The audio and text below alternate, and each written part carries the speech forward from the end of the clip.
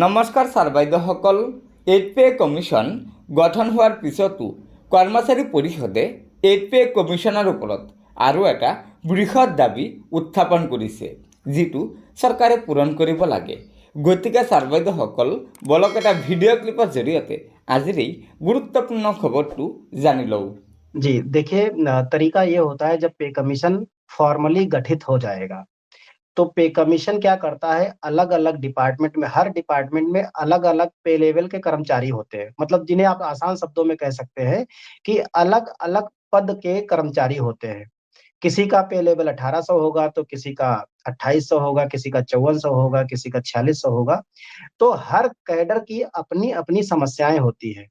उनके भारत सरकार कमीशन के माध्यम से रिप्रेजेंटेशन लेती है, उनकी समस्याओं को सुनती है और सुनने के बाद उसको कमीशन की रिपोर्ट में समाधान के तौर पर उसको रखती है कि अगर ये कर दिया जाए तो ये जस्टिफाइड तरीके से समाधान हो जाएगा।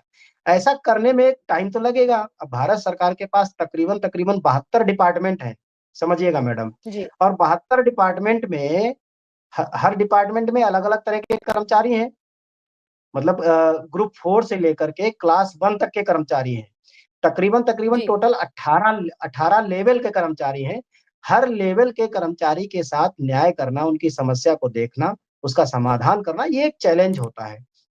फिर महँगाई के हिसाब से, इन्फ्लेशन के हिसाब से, डियरनेस अलाउंस को फिट करना, शहर के हिसाब से जिस जगह आदमी नौकरी करेगा, उसके हिसाब से एचआरए जिसे आप मकान का किराया भत्ता कहते हैं, उसको देना, ट्रांसपोर्ट अलाउंस को तय करना, ये एक चैलेंज रहता है। इसमें उनको टाइम लगता है और उम्मीद है कि इतना टाइम भी नहीं लगेगा। हम बहुत आशान्वित हैं कि 1 जनवरी 2026 से लोगों को बढ़ा हुआ सैलरी ही मिलना शुरू होगा। अगर बहुत लेट भी हुआ तो 3 से 4 महीने। मतलब मैं ये मान के चलता हूँ कि जो पहली छमाही होगी 2026 की, जून तक की, 1 जनवरी से लेकर के 30 जून तक का, इसके बीच में पे कमीशन की रिपोर्ट लागू हो जाएगी और लोगों को सैलरी मिलना शुरू हो जाएगी। तो इसको मैं बहुत डिले के रूप में देख नहीं रहा हूँ।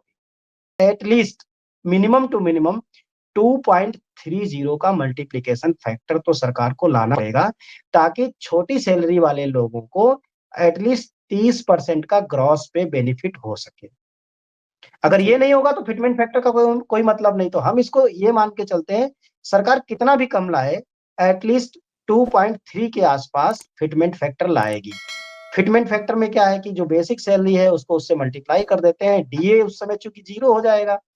टीए बढ़ा सकती है सरकार, क्योंकि ट्रांसपोर्टेशन अलाउंस तो हमेशा बढ़ता ही है, वो कम हो ही नहीं सकता। डीए को वैसे ही 0 कर देगी। एचआरए को भी हो सकता है सरकार कम या ज्यादा कुछ कर सकती है, मैनेज कर सकती है। जब बोलेगी कि बेसिक सैलरी बढ़ गई है तो एचआरए क्या है कि अभी 50% जब तक डीए नहीं था, तब तक भारत सरकार के पास 3 स्लैब थे। 9% सबसे छोटे शहरों में, 18% उससे बड़े जिन्हें कैटेगरी बी शहर कहते हैं उनमें था, और फिर 27% जो दिल्ली जैसे महानगर है। तो अभी जैसे 50% डीए हुआ तो वो 10, 20 और 30 का स्लैब बन गया। तो जाहिर सी बात है, इस मामले में भी सरकार नीचे की तरफ जाएगी, कभी ऊपर नहीं जाती है। अब यहाँ पर उम्मीद करना भी बेईमानी होगी, क्योंकि अगर आप मतलब ऐसा सपना देखने लग जाएं जिसके पीछे कोई तार्किक चीज नजर ना आए, तो वो सपना भी देखना ठीक नहीं है। तो हमारा ये मानना है कि एटलीस्ट 2.3 का मिनिमम फिटमेंट फैक्टर तो आएगा ही आएगा।